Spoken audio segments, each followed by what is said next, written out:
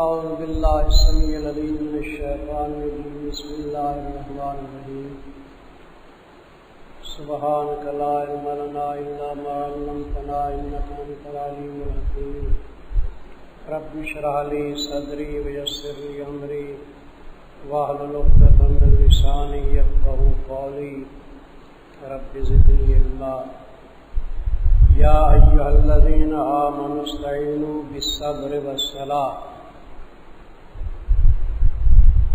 میرے عزیز، پہلے تحویل قبلہ کی بحث تھی اور اس میں نبی کریم صلی اللہ علیہ وسلم بھی مغموم رہتے تھے۔ لوگوں نے اعتراض کی بچھاڑ کر دی نا، ہر قسم کے اعتراضات، صحابہ کرام بھی غم زدہ رہتے تھے۔ تو اللہ تبارک و تعالی نے علاج فرمایا، لکھ لو علاج حزن، یہ غم کا علاج ہے، علاج حزن، علاج حزن۔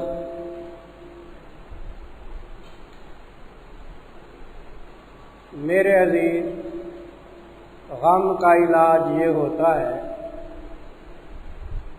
کہ آدمی نماز پڑھنا شروع کر دے۔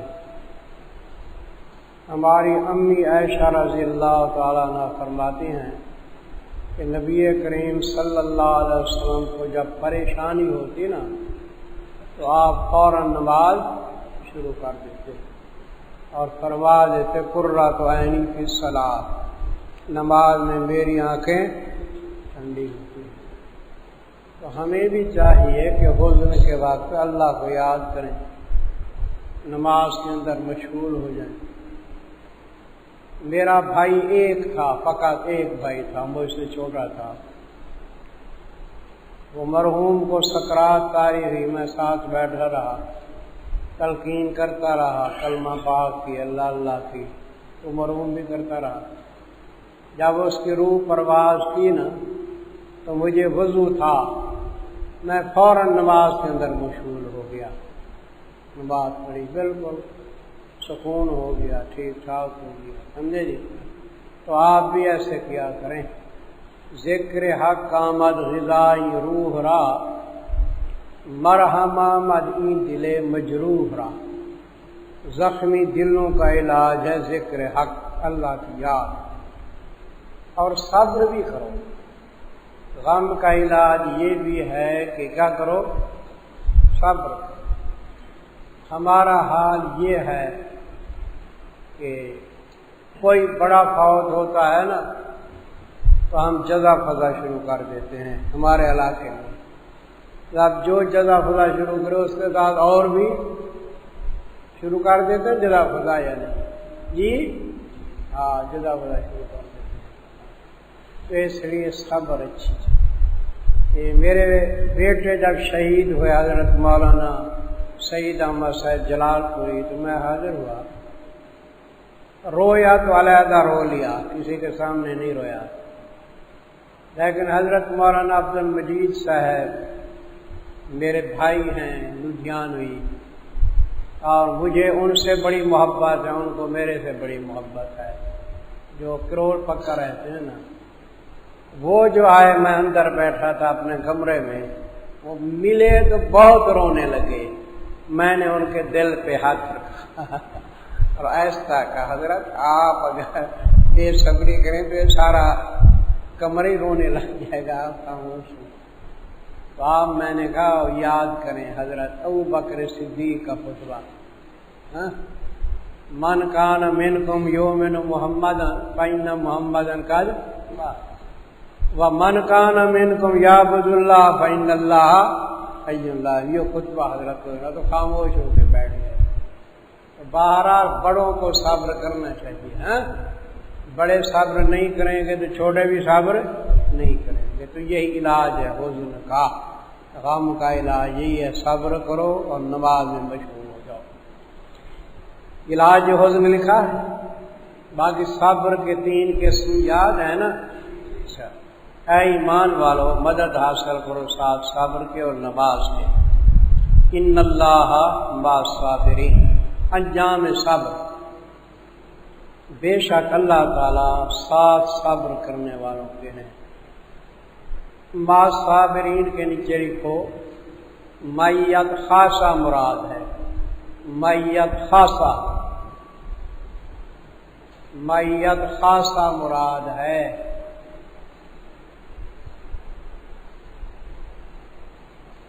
بھائی ایک تو اللہ تعالیٰ کی میت ہے عامہ، دوسرے مقام پہ ہے وَهُوَ مَعَكُمْ أَيْنَمَا كُنتُمْ، تم جہاں کہیں ہو اللہ تعالیٰ کی میت ہے۔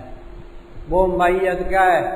عامہ، تمام کائنات کے ساتھ اللہ تعالیٰ کی میت ہے۔ وہ میت عامہ ہے، میت علمی ہے، کیا کہ اللہ تعالیٰ تمام کے احوال کو جانتے ہیں۔ لیکن مقربین کے ساتھ جو میت ہوتی ہے نا اللہ کی، وہ میت کیا ہوتی ہے؟ خاصہ۔ تو صابرین کے ساتھ میت کیا ہے؟ خاصہ ہے۔ آپ کے ساتھ میری میت ہے؟ ہاں؟ وہ آدھے کہیں نہیں، وہ کہہ رہا نہیں، او سب کو دیکھ رہا ہوں، سب کے ساتھ بیٹھا ہوا ہوں، ہاں کہ میت عامہ ہے، لیکن میت خاصہ تو محبوبوں کے ساتھ ہوتی ہے۔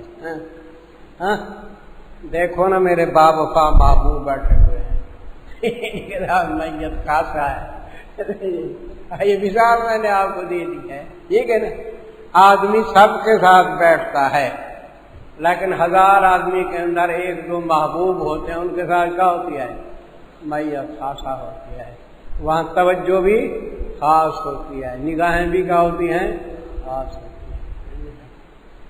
حضرت درخواست رحمہ اللہ تعالی حج پہ آ رہے تھے تو اسٹیشن کے اوپر لوگ بہت اکٹھے ہو گئے الوداع کرنے کے لیے، سمجھے؟ تو سارے دوڑ دوڑ کے حضرت کی طرف جاتے تھے، لیکن میں پیچھے جاتا تھا۔ وہ آگے جاتے تھے ملنے کے لیے، میں سب سے پیچھے جاتا تھا، سمجھا؟ کیونکہ میری عادت ہے ایسے بھیڑ کے اندر نہیں جاتا۔ جب حضرت نے مجھے دیکھا یہ پیچھے جا رہا ہے تو فرمایا ابھی پہلے مولوی منظور کو آنے دو، باقی ایک طرف ہو جاؤ۔ تو میت خاصہ ہوئی یا عامہ ہوئی؟ مولانا رومی رحمت اللہ علیہ فرماتے ہیں خاص رب الناس را با جان ناس اتصال بے تکیف بے قیاس۔ اللہ تبارک و تعالیٰ کو اتصال ہے اپنے محبوبوں کے ساتھ، لیکن اس کی کیفیت ہم بتا نہیں سکتے۔ کیفیت محسوس کرتے ہیں لیکن ہم بتا نہیں سکتے آپ لوگوں کو۔ ایسی کیفیت ہوتی ہے کہ قربان کہ ہماری جان لے لے، اور اس کیفیت کو اللہ برحال رکھے۔ آپ حضرات کو جو کیفیت قرآن پڑھتے وقت حاصل ہوتی ہے باہر حاصل ہوتی ہے، جیسے خود محسوس کر لیں آپ، جو کیفیت آپ ادھر اپنی دیکھتے ہیں بازار جاتے وقت آپ نہیں دیکھتے ہیں، محسوس کریں گے، بیان نہیں کر سکیں گے۔ کوئی شہری آپ سے پوچھے کیا کیفیت ہے، آپ اس کو بتائیں آ کے دیکھو، کیا ذرا آ کے بیٹھو دیکھو، تم خود کیفیت محسوس کرو گے، لذت محسوس کرو گے۔ ان اللہ مع الصابرین ولا تقولوا لمن یقتل فی سبیل اللہ اموات۔ پہلے صبر کا صبر کا بیان تھا نا، اب لکھو صبر کی اعلیٰ قسم، صبر کی اعلیٰ قسم۔ بھائی آپ کو بھوک لگے اور آپ صبر کریں، یہ بھی صبر کی قسم ہے یا نہیں؟ ادنا قسم ہے، ٹھیک ہے نا۔ تھوڑی سی بیماری ہے، درد سر ہو، آپ صبر کریں، جزا قضا کریں، یہ بھی صبر کی ادنا قسم ہے۔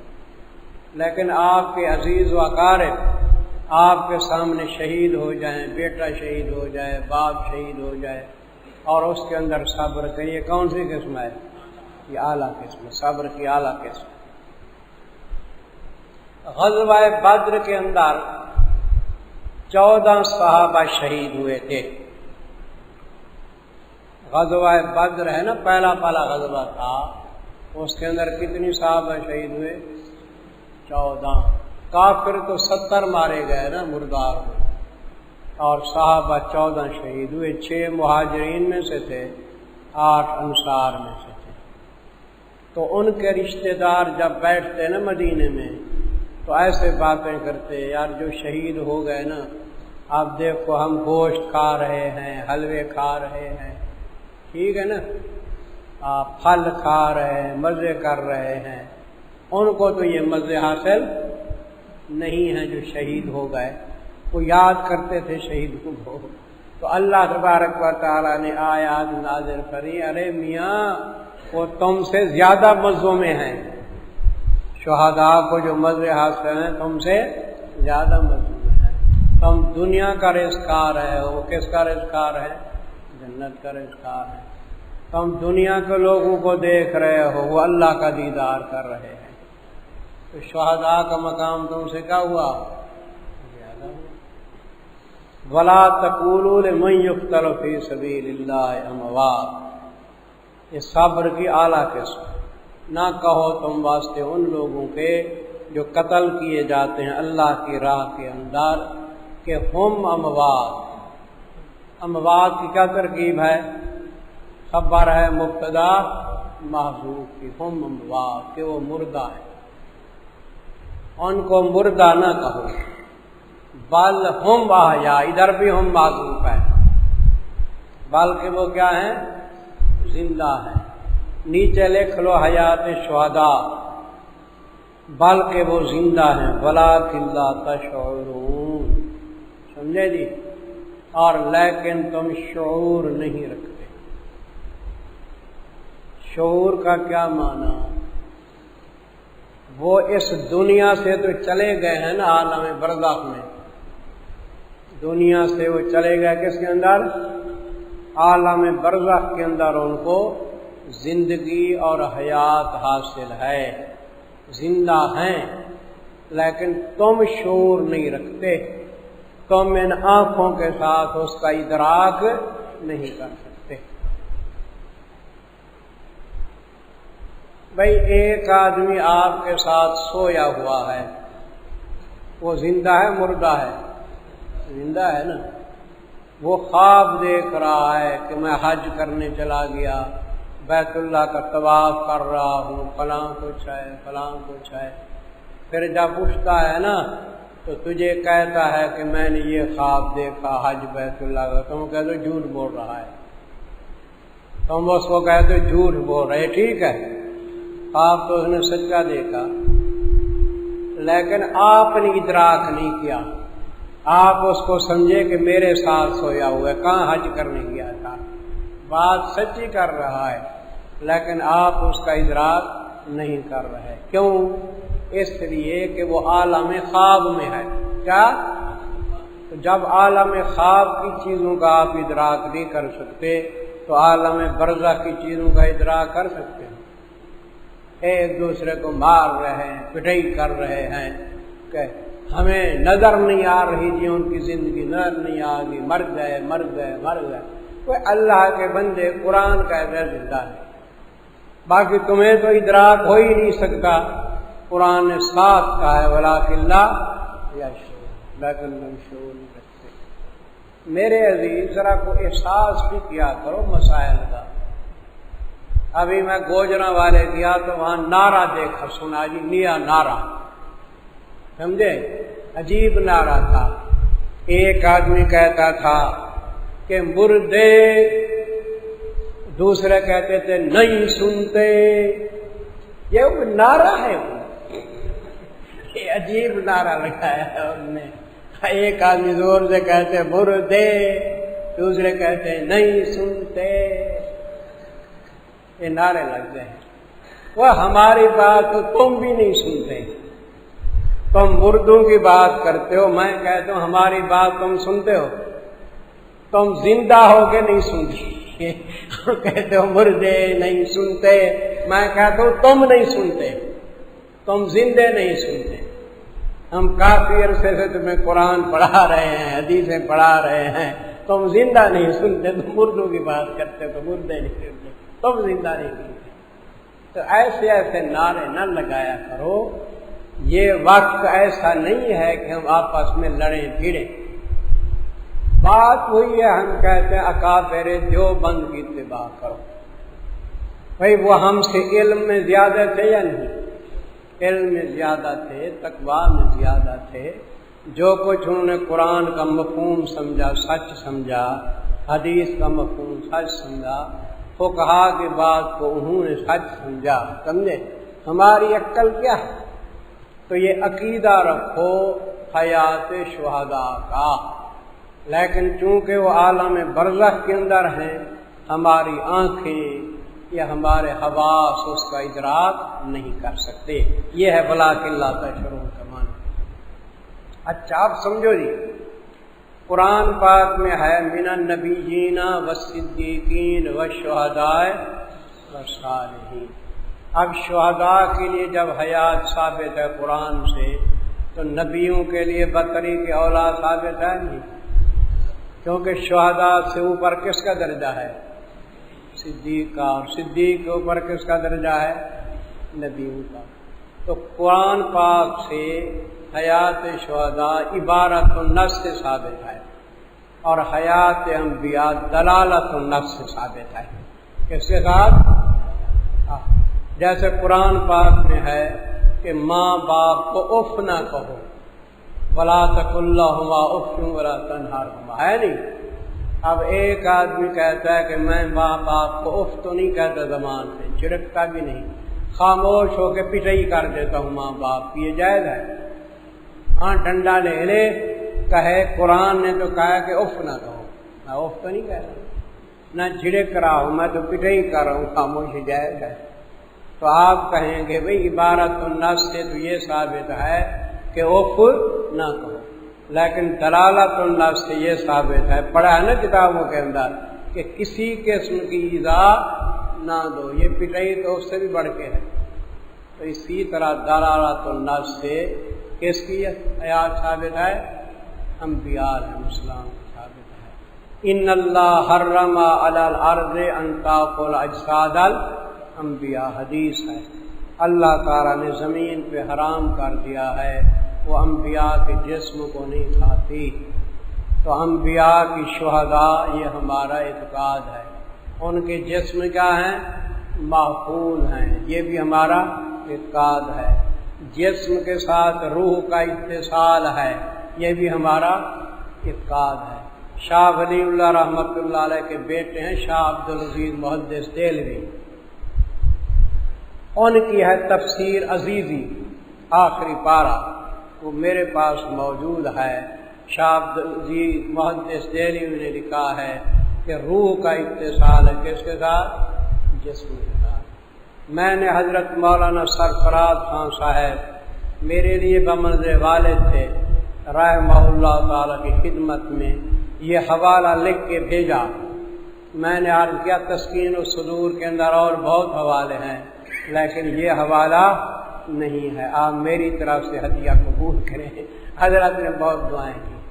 اسی طرح تفسیر مظہری میں بھی ہے، اور یہ میری کتاب نہیں نظم و درر، اس کے آخر میں یہ رسالہ ہے موجود، اس میں میں نے چاروں فقہوں کے حوالے دیے ہیں، حوالے موجود، فقہ حنفی، فقہ مالکی، فقہ حنبلی، فقہ شافعی، تمام فقہا نے یہ لکھا ہے کہ روح کا جسم کے ساتھ کیا ہے؟ اتصال ہے، اور اسی اتصال کی وجہ سے ہم وہاں ان کے قبور پہ صلاۃ و سلام پڑھیں تو وہ سنتے ہیں۔ ادھر سے کون پہنچاتے ہیں؟ فرشتے پہنچا دیتے ہیں۔ اور اخیر میں لکھا ہوا ہے میرے ہاں کہ اسی عقیدہ کے اوپر قاری محمد طیب صاحب کے دستخط ہیں، مولانا محمد علی جلندری کے دستخط ہیں، اور اس وقت کی جو جماعت اشاعت و توحید تھی، کہ غور کرنا اب بھی ہے اشاعت و توحید جماعت، اس وقت کی جو اشاعت و توحید جماعت تھی اس کے صدر تھے مولانا قاضی نور محمد صاحب، وہ قاضی شمس الدین صاحب کے بڑے بھائی تھے، قاضی عصمت اللہ کے والد تھے، وہ صدر تھے، بڑے عالم تھے، انہوں نے بھی دستخط کر دیے کہ حضور کا سما کیا ہے، ثابت ہے۔ شیخ القرآن مولانا غلام اللہ خان سے مرحوم اس وقت ناظم اعلیٰ تھے اشاعت توحید کے، انہوں نے بھی دستخط کر دیے۔ اصل رسالہ میرے ہاں موجود ہے ظاہر پیر کے اندر، لکھا ہوا ہے تاریم القرآن فلاں فلاں تاریخ۔ تو جب اتفاق ہو گیا مسئلے کا، تب گڑبڑ کرنی ٹھیک ہے؟ تو خدا کے لیے گڑبڑ نہ کیا۔ یہ حالات اس قسم کے ہیں کہ اس وقت ہم آپس کی پٹائی نہ کریں، لڑائی جھگڑے نہ کریں۔ اکابر دیوبند نے جو لکھ دیا ہے اور میں نے دلائل دیے ہیں اس پہ ایمان لائیں۔ اس کے لیے آپ دو کتابوں کا مطالعہ کریں۔ ایک حضرت جی کتاب ہے، حضرت شہید کی کتاب ہے، تقریباً اس کا نام ہے اختلاف امت اور صراط مستقیم، اس کا ضرور مطالعہ کیا کریں، اختلاف امت اور صراط مستقیم۔ اسی طرح حضرت مولانا سرفراز خان صاحب کی کتاب ہے تسکین الصدور، اور کتابیں بھی ہیں۔ اللہ تعالیٰ ان حضرات کو جزائے کاملہ عطا فرمائے۔ صحیح دیوبندیات انہوں نے ہمارے ہاں پیش کر دی ہے۔ میں ابھی گیا تھا بہاولپور، آپ نے اشتہار پڑھا تھا نا کہ بہاولپور پڑھائے گا، آپ لوگ غلط فہمی میں بھی پڑ گئے تھے، حالانکہ میں نے ان کو صرف 2 دن دیے ہیں، 2 دن آگے خالد بن ولید دیے تھے۔ تو بہاولپور میرے پاس آیا ایک آدمی انٹرویو لینے کے لیے، کہنے لگا آپ اہل حدیثوں کے متعلق کیا کہتے ہیں، مماتیوں کے متعلق کیا کہتے ہیں، بریلیوں کے متعلق کیا کہتے ہیں، فلاں فلاں کے متعلق کیا کہتے ہیں۔ میں نے کہا مجھ سے پوچھو کہ آپ امریکہ کے متعلق کیا کہتے ہیں۔ مجھ سے آپ یہ سوال نہ کیا کرو، مجھ سے آپ یہ سوال نہ کرو، اللہ کے بندے اب یہ سوال کرو کہ امریکہ کے متعلق کیا کہتے ہیں۔ میں نے کہا امریکہ، برطانیہ، یہود و نصارہ کے متعلق میں کیا کہتا ہوں، لوئن الذین کفروا من بنی اسرائیل علی لسان داؤد و عیسیٰ ابن مریم، داؤد علیہ السلام اور عیسیٰ بن مریم 2 اللہ کے نبیوں نے ان پہ لعنت ڈالی ہے۔ کیا؟ میں نے کہا قرآن سے میں جواب دے رہا ہوں آپ کے انٹرویو کا۔ عیسیٰ بن مریم اور داؤد علیہ السلام نے ان پہ لعنت ڈالی، لوئن الذین کفروا من بنی اسرائیل، یہود و نصارہ پہ۔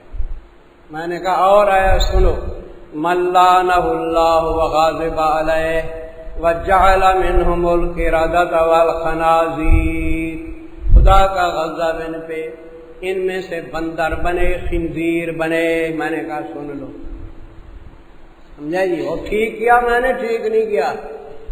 میرے عزیز آپس میں الفت کرو، محبت کرو، پیار کرو، غیروں کو اپنا بناؤ، اپنوں کو غیر نہ کرو، غیروں کو اپنا بناؤ، بس یہی ہے، ہم اپنوں کو غیر بناتے۔ اللہ اللہ۔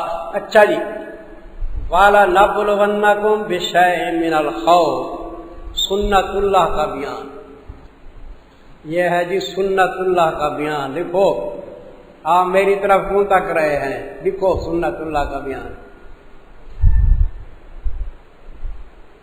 پہلے کیا تھا جی، تمہارے احباب اقارب شہید ہو جائیں تو کیا کرو، صبر کرو، ٹھیک ہے نا، اور ان کو عام مردوں کی طرح مردہ نہ سمجھو، بلکہ کیا وہ زندہ ہیں، سمجھا جی، اور بہشت کے اندر وہ عیش و آرام کر رہے ہیں، بہشت کی نعمتوں سے متمتع ہیں، نفع سے کر رہے ہیں۔ اب فرمایا یہ دنیا دارالابتلاء ہے، یہ دنیا کیا ہے، آزمائش ہے تمہارے اوپر، یہ عیش کی جگہ نہیں، دارالابتلاء ہے، یہ سنت اللہ کا بیان ہے۔ اور البتہ ضرور آزماتے رہیں گے تم کو، یہ مضارع کس کے لیے ہے بھائی، استمرار کے لیے، کیا، اور البتہ ضرور آزماتے رہیں گے ہم تم کو ساتھ کسی چیز کے، وہ کون سی چیز ہوگی، من بیانیہ، کبھی تو خوف ہوگا دشمن کا، کیا، دشمن کا ڈر آئے گا، تو اس کے اوپر بھی تم نے مستقل مزاج رہنا ہے۔ والجو، کبھی کبھی کیا آئے گی؟ بھوک آئے گی۔ اب کل سارا دن میں بھوکا رہا ہوں، آپ تو خوب کھاتے رہے، ہم بھوکے رہے، لیکن بھوکے رہنے سے میں کام زیادہ کرتا ہوں، بالکل چائے کی پیالی بھی نہیں پی، اور تو آؤ سمجھے گا۔ تو بھوک بھی آئے گی، بھوک کو عادت مرو، برداشت کرنے کی کیا بناؤ، وہ فائدہ دیتی ہے۔ ہم بھوکے رہتے ہیں نا، تو ہم جیل میں چلے گئے، 3 مہینے سے زیادہ آپ کی کراچی جیل میں میں رہا، اور 1.5 مہینہ رہا رحیم یار خان جیل کے اندر، اس کے علاوہ بھی 2-4 دن اور بھی رہے ہم، یہ دینی سلسلے کے اندر۔ تو رحیم یار خان جب تھے نا، ہمیں سارا دن کچھ نہیں ملتا تو ٹھیک ٹھاک رہ جاتے، ہمارے ساتھ وکیل بھی گرفتار ہوئے، کون؟ وکیل، بڑے بڑے سیٹ بھی گرفتار ہوئے، تحریک نظام، وہ بھوک بڑھتے تھے، دھڑ دھڑ کرتے تھے، ہم مر گئے، وہ روٹی دیر سے آتی نا۔ آج کل تو جی صبح کو ناشتہ کرتے ہیں بھینس جتنا نا، پھر دوپہر کو کھاتے ہیں 2، پھر عصر کو چائے فروٹ کھاتے ہیں 3، پھر عشاء کے بعد کراچی والے کھاتے ہیں کتنی؟ 4، ہم تو جلدی کھا لیتے ہیں۔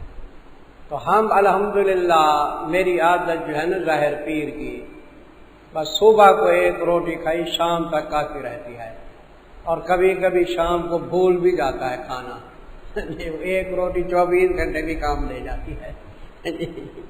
تو بھوک برداشت کرو جی۔ وَنَقْصٍ مِّنَ الْأَمْوَالِ، مالوں کو کم کر دینا۔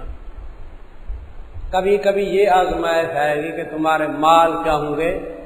کم ہوں گے، چور لے جائے گا، کیا؟ چور مال لے جائے گا، یا تجارت میں کیا ہوگا؟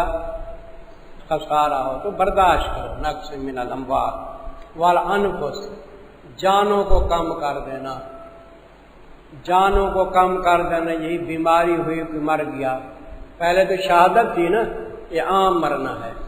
بس ثمرات، پھلوں کو کم کر دینا، یہ آندھیاں آتی ہیں نا، آندھیاں، تو اس کے اندر ہمارے علاقے میں یہ آم کے باغ ہوتے ہیں، آم کافی گر جاتے ہیں، کبھی بیماری آ جاتی ہے، تو پھلوں کو کم کر دینا۔ یہ سی آزمائشیں آتی ہیں تو انسان کو صبر کرنی چاہیے۔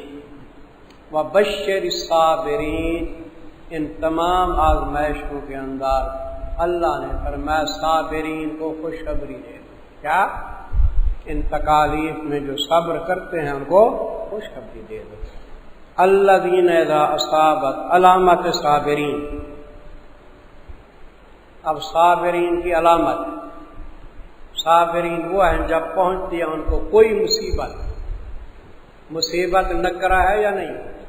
یہ عموم کے لیے آئے گا، کسی قسم کی مصیبت، چاہے چھوٹی چاہے بڑی، تو کیا کہتے ہیں؟ انا للہ و انا الیہ راجعون۔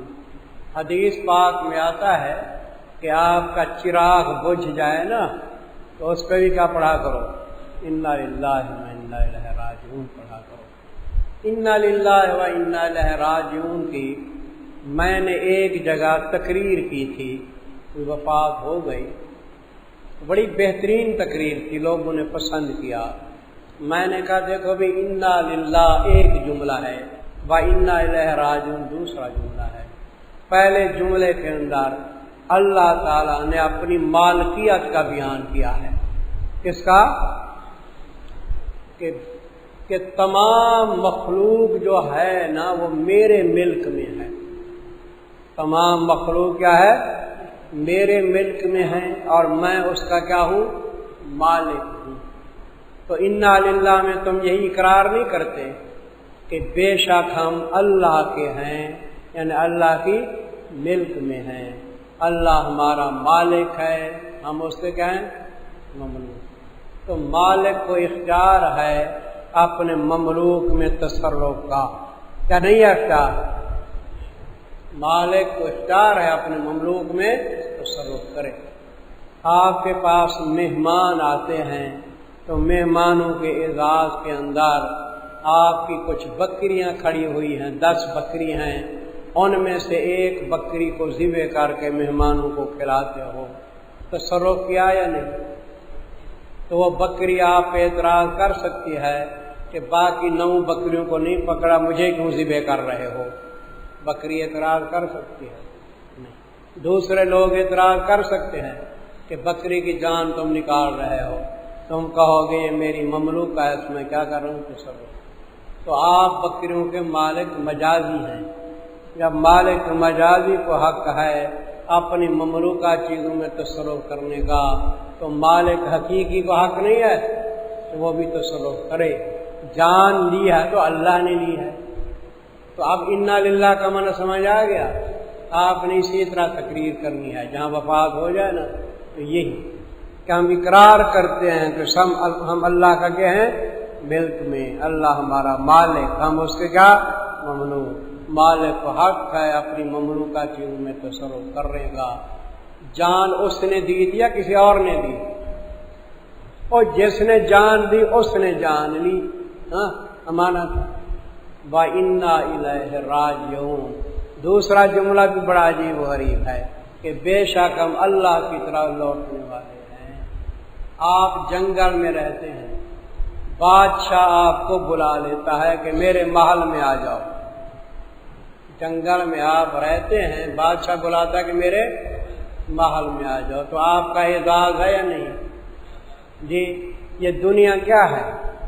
जंगल है, हाँ, वीराना है। ये आलम ऐशो इशरत का, ये हालत कैफ मस्ती की, तखय्युल कर बुलंद अपना के ये बातें हैं पस्ती की। जहाँ दर असल वीराना है वो सूरत है बस्ती की। ये वीराना है। जहाँ दर असल वीराना है वो सूरत है बस्ती की। बस इतनी सी हकीकत है फरेबे ख्वाब मस्ती की कि आंखें बंद हूँ और आदमी अफसाना हो जाए। दुनिया वीराना है। तो अल्लाह ताला का आपको बुला रहा है कि वीराना छोड़ के मेरे महल में आ जाओ, मेरे बहश्त में आ जाओ। तो इन्ना लिल्लाहि व इन्ना इलैहि राजिऊन। अब बात ही समझ, हम अल्लाह की तरफ जाने वाले हैं जो सब बादशाहों का बादशाह है। उस रहीम व करीम के पास जाने वाले हैं जो माँ बाप से भी हम पर ज्यादा है। तो अब इन्ना लिल्लाहि व इन्ना इलैहि राजिऊन का माना समझ आ गया? ऐसे तकरीर करके पहुँचाया करो।